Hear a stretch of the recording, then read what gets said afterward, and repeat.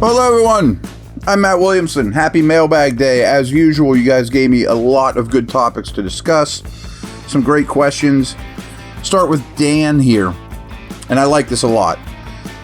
What are your thoughts on Tyler Lockett as the Steelers' 2024 Z receiver, which is more the movement Lockett type? He'll be cut in 2025, and the trade comp should be minimal. $18.8 million cap hit. Did your homework, Dan. I love it. $30.8 million Seattle 2025 cap hit with $4 million in dead space. Has chemistry with Russ. Really good chemistry with Russ, by the way. And his replacement, Jackson Smith-Njigba, is on the roster. I adore it. I really do. I love it. I still think Lockett has a lot in the tank.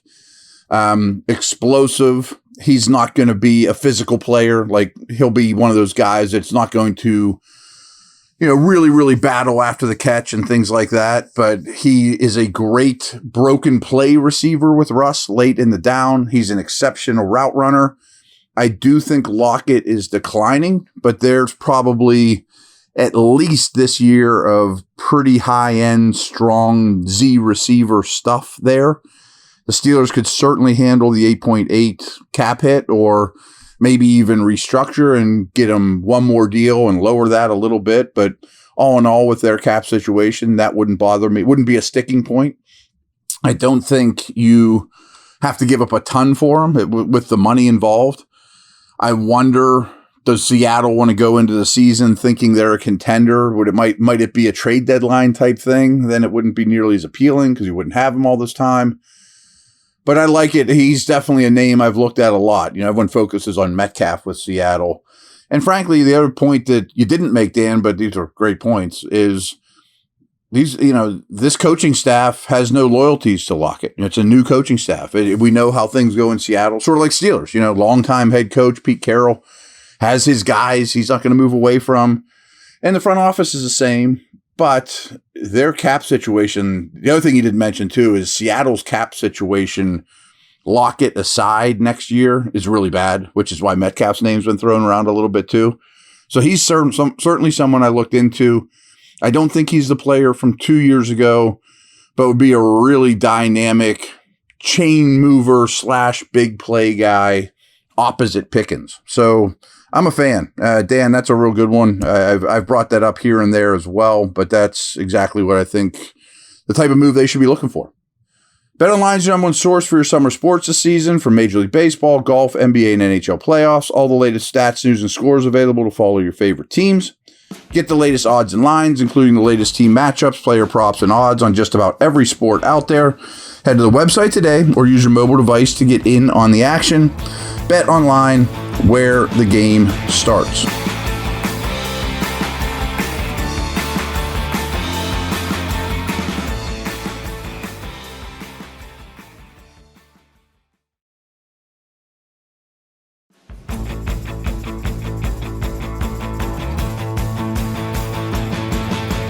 All right, so we got a bunch more here.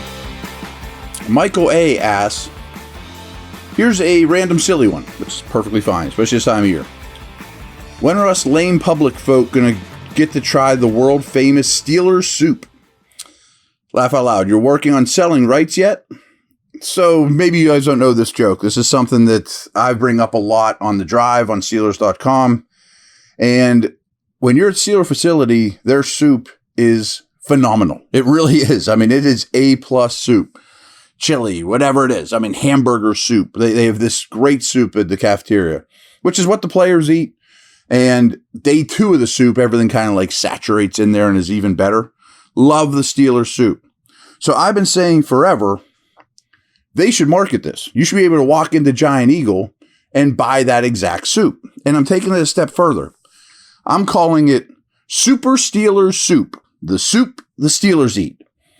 And I don't know if I'm going to spell super, S-U-P-E-R, or S-O-U-P-E-R.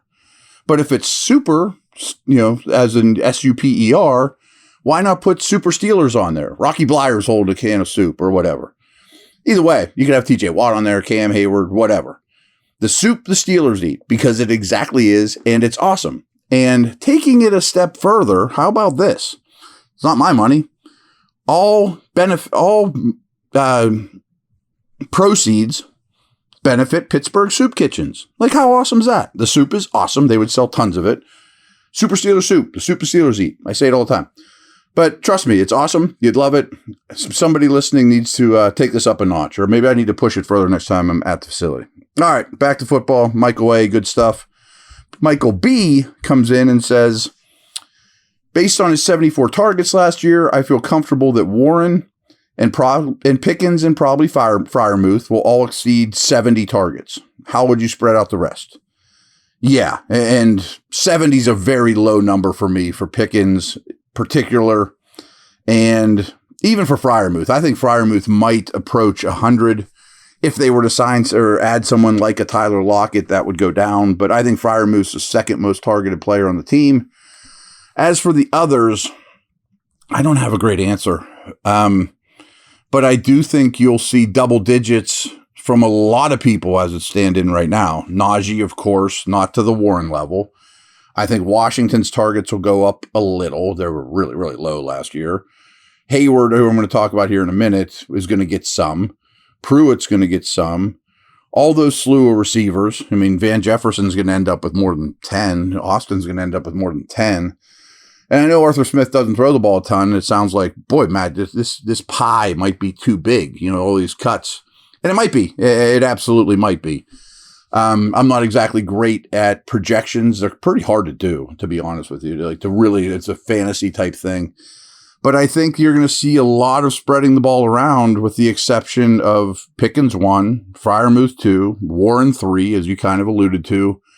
Then it's going to be a mixed bag. And that's not all bad, because some days you're going to have poor number 2 corners you go after. Sometimes you're going to have linebackers you go after. I think it'll be very game and opponent specific as it's drawn up now. So I do trust Arthur Smith to do that. I mean, one of the big knocks going back to fantasy is he gets the ball to his peripheral players too much.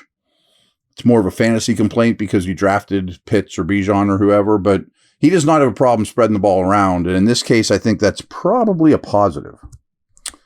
Speaking of Arthur Smith, Terry asks, with Arthur Smith's offense and a lack of true fullback, could one wrinkle we see more than we think is with 2 backs? Both Najee and Warren are good all around, 4 all players. I assume that means 4 down players, and could cause some great mismatches. I do think you'll see some of that. I do. They flirted with it a little last year.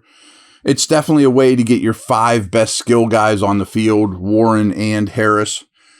These pony packages, which is 2 running backs, often, to your point, one of them doesn't want to block. None of them is going to be Dan Kreider or Tim Lester, but I do think Warren and Harris will block for one another, or will they both block for a running quarterback? I think that's in the cards. It's not their best asset. That being said, I do think you're going to see, maybe it's not called a fullback, maybe it's an H-back or whatever, but I think you will see a lot of players, Hayward in particular, Pruitt, lined up in the backfield, and maybe pre-motion, motion at the snap. Motion at the snap is something we're going to talk about at some point here too. You're going to see more of that going forward. That's a big trend in the league. So I think you're going to have some move fullback, H-back types. And lastly, along these lines, when you're talking about 2 running backs on the field together, Harris and Warren, I think we have to mention Cordarrelle Patterson. So it shocked me slightly that the Steelers have him listed as a wide receiver, because his best work, without question, was at running back, and with Smith with the Falcons. Maybe they're trying to throw people off, but if you're going to have one of those main backs, Harris or Warren, and Patterson out there, and the Steelers called 11 personnel with 3 receivers, it very well might not be. Because he's going to get the ball, he's going to block, he's going to play, I think, more running back stuff than wide receiver. So there's some gray area there with some of these guys. Hayward, he can do a lot of things for you. Patterson, he can do a lot of things for you. Whether the defense defines him as a tight end or a wide receiver, or either of them as a running back, you can take advantage of that too. Again, this is a big reason why you script plays. If you have those guys on the field, or you get nickel, you're getting dime, you're getting heavy stuff. So that versatility is interesting, and I think it's obviously part of the plan. All right. Let's wrap this up with one from Ben. But he's got two. We'll wrap it up with two from Ben. Do you think Russell taking a liking to Calvin Austin gives him a better shot at a larger receiver role? We'll get to number two here in a second. Maybe. Strangely, Austin is like the Steeler veteran in the receiver room. I mean, in terms of tenure here and all that. And been around the block. And by all accounts, is shining at OTAs, minicamp, all that stuff. And I've been a little hard on Austin. I mean, I loved him coming out of school. I love the draft pick. He's more than just a slot. So he maybe is the number two. I mean, could he be ahead of Jefferson and all those other guys? Very, very possible. However, this time of year, they're not hitting. It's, the speed guys are going to shine. There's not even 22 guys on the field together.